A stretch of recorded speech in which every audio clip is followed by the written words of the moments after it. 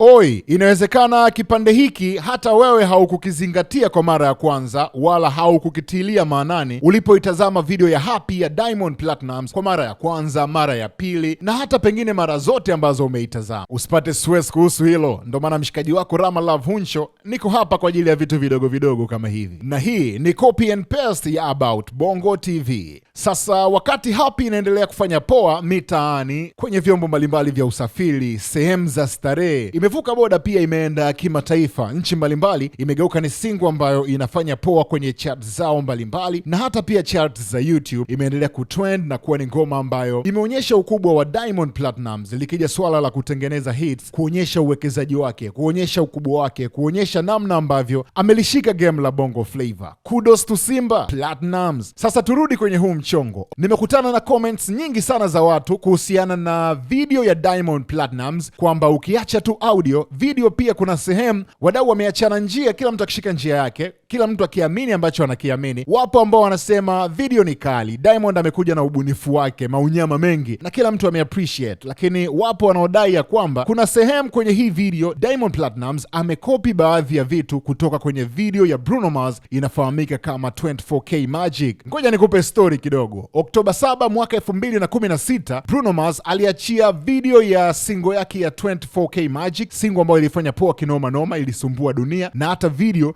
imekuwa ni moja kati ya videos kali na kubwa za muda wote, kwa sababu pale YouTube ina views zaidi ya bilioni 1 na milioni 700. Unaweza ukaona ukubwa wa video hiyo kwa miaka 9 tu ambayo imekuwepo pale YouTube. Sasa kama kawa kama dawa, utaratibu wetu ni ule ule, wewe ndio judge, kazi yangu ni kupress play, alafu maoni ni juu yako. Tuanze na hii. Tazama kipande hiki hapa kutoka kwenye video ya Mars 24K Magic. Kitazame vizuri kabisa.